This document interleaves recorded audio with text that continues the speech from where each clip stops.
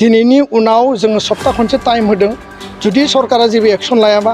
दिनैनि उनाव जोङो सप्ता खनसे टाइम होदों जुदि सरकारा जेबो एक्सन लायाबा 1 तारिख आगस्टनिफ्राय जोङो बेयावनो तालि टपला न' खानानै जोङो इनडिफिनिट पिरियडनि थाखाय जोङो प्रटेस्ट डेमनस्ट्रेशन खालामगोन आरो कुनु कारनाव कम्प्रमाइज खालामनायाव गैया जोंनि इउनिभार्सिटि जोंनि प्रपार्टि बिथांनि बे बिफानि सम्पति नङा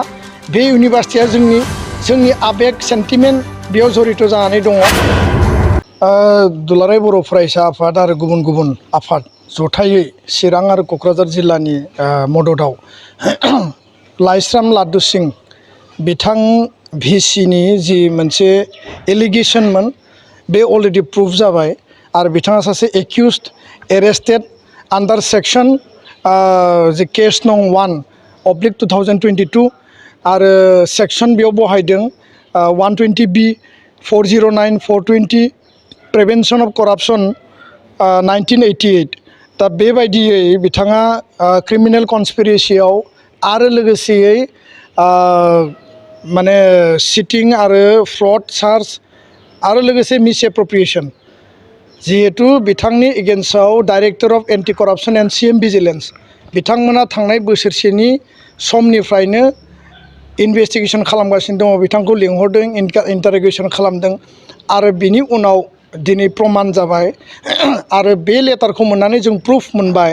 जे आसामनि चिफ सेक्रेटारि अफिसनिफ्राय बड'लेण्ड इउनिभार्सिटिनि जि माने रेजिस्टार बे रेजिस्टारनो लिरहरदों जे बिथांनि सायाव एक्सन टेकेन रिपर्ट जोंनो हरनांगौ आरो बे लेटारखौ जों जेब्ला नुबाय बिथांनि जि केस बिथाङा सासे क्रिमिनेल एक्यूज्ड आरो एरेस्टेड हिसाबै बेयाव लिरनाय दङ आरो फारसेथिं गुवाहाटी हाइकर्ट महामान्य गुवाहाटी हाइकर्टनिफ्राय जों नुबाय जे बिथाङा एरेस्ट जाखांनायनि उनाव आरो एरेस्टबो देखायदों खिन्थु प्रि एरेस्ट बेल लानायबो बेयाव देखायदों दा बेयाव मेन चार्जआ जाबाय बिथाङा प्रफेसर नेक्सन सिं फाइनेन्स अफिसार नेक्सन सिंनो माने मेनेजमेन्टनि गेजेरजों फेभारिटिज्म खालामनानै इलिगेल भाबै बिथाङा फाइनेन्स अफिसारखौ एपइन्टमेन्ट होदों आरो फारसेथिं जाहैबाय जे डक्टर नीलकमल सिंह सेक्सुवेल हेरेसमेन्टनि जाय केसाव चार्ज बिथांखौ सासपेन्ड खालामनाय जादों खिन्थु बिथांनो फुल दरमा होदों बे दाय आरो 3 नम्बरा जाबाय मेल'डि थांजामनाय सासे PhD scholar without interview without माने एन्ट्रेन्स बिथांखौ थोंजोङै एपइन्टमेन्ट माने एडमिसन होदों फारसेथिं बिथांमोननि माने इउनिभार्सिटियाव मार्केट सेट बानायनाय ड्रेन बानायनाय कालभार्ट बानायनाय बिनि हिउज माने करापसन चार्ज बेयाव होनाय दङ दा बेखायनो दुलाराय बर' फरायसा आफादा नैथि साननि थाखाय दिनै आन्दलन खालामबाय आरो बे आन्दलननि गेजेरजों स्पष्टयै आसाम सरकार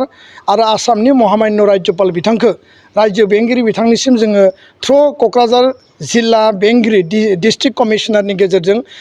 जोङो मेम'रेन्डाम हरदों आरो बे मेम'रेन्डामाव मोननै दाबि लाखिदों मोनसे दाबिया जाबाय जे बिथांखौ इमिडियेट सासपेन्ड आरो रिमुभ खालामनांगौ नैथि दाबिया जाबाय इमिडियेटलि गोदान सासे भाइस चेन्सेलर इनचार्ज थिसननांगौ जाहाथे जोंनि बड'लेण्डनि जि हालामाव गायसनजानाय बर'फोरनि आन्दलननि गेजेरजों थैनि बिनिमयाव आत्म बलिदाननि बिनिमयाव जोङो प्रेस्टिजियास मर्यादापूर्ण मोनसे जि इन्स्टिटिउसन मोनबाय बे सासे जुदि क्रिमिनेल जायोबा बे सासे जुदि एक्यूज जायोबा एरेस्टेड जायोब्ला बिनि आन्डाराव बे इउनिभार्सिटिया दायो सेक्युर्ड नङा दा बेखायनो बिथांखौ रिमुभ खालामनांगौ आरो गोदान VC हरनांगौ आरो बिथाङा जि दायाव दा क्रिमिनेल कनस्पिरेसियाव चार्ज जानानै दङ बिथाङा दिनै एरेस्ट जानानै आरोबाव बे बिबानखौनो बिथाङा नागाराखै बेलाव दङ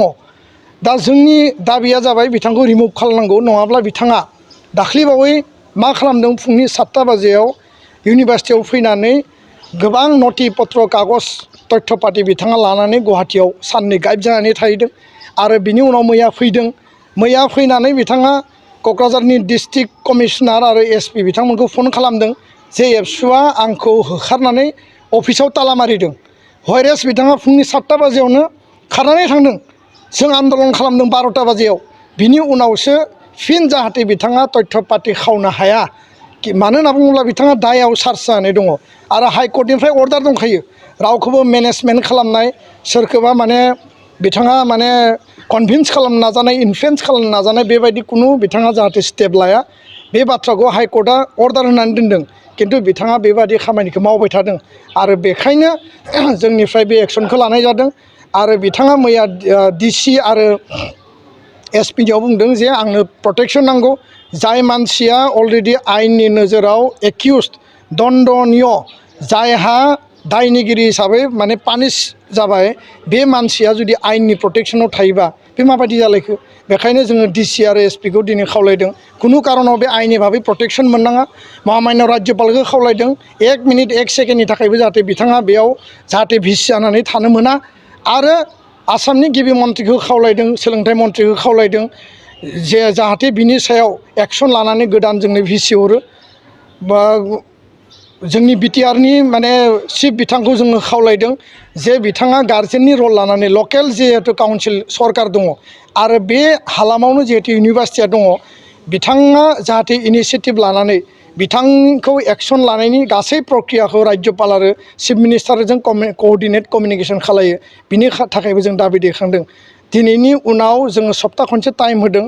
जुदि सरकारा जेबो एक्सन लायाबा 1 तारिख आगस्टनिफ्राय जोङो बेयावनो तालि टपला न' खानानै जोङो इनडिफिनिट पिरियडनि थाखाय जों प्रटेस्ट डेमनस्ट्रेसन खालायगोन बे बाथ्राखौ जों स्पष्टयै बुंबाय आरो खुनु कारनाव कमप्रमाइज खालामनायाव गैया जोंनि इउनिभार्सिटि जोंनि प्रपार्टि बिथांनि बे बिफानि सम्पति नङा बे इउनिभार्सिटिया जोंनि आबेग सेन्टिमेन्ट बेयाव जड़ित जानानै दङ आरो जोंनि फंबाय बिनानाव भबिष्यतआ बेयाव फरायनांगौ मोजां डिग्री लानांगौ रिसार्च खालामनांगौ गावबा गावनि जिउ दानांगौ साख्रि बाख्रि मावनांगौ आरो बिनि आन्दाराव जेसेबां एफिलिएटेड कलेज दङ बे एफिलिएटेड कलेजफ्राबो मोजाङै सोलिनांगौ मालाबा टाइम मथे एग्जाम खुंनो हाया रिजाल्ट होनो हाया मार्कशीट होनो हाया बायदिसिना थासारियाथ' दंखायोनोसै खिन्थु दा भिसि बिथाङा कराप्टेड चार्जआव अलरेडि एक्युज्ड बिथाङा एरेस्टेड बिथाङा बेलाव दङ बिथाङा बेयाव थानो मोननायनि खुनु अधिकार गैया जोंनि बाथ्राया बे स्पष्ट जागोन थाखो जिसेआव मुं थिसननो हांखुर जानाय फरायसाफोरनि थाखाय मोनसे गोनां फोसावथाय रौता नर्थ इस्ट पाब्लिक फरायसालिया नोंथांमोननो मोनसे गोजोनथाव खौरां लाबोदों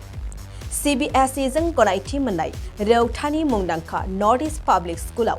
दायो थाखो जिसेनि मुं थिसननाया सोलिगासिनो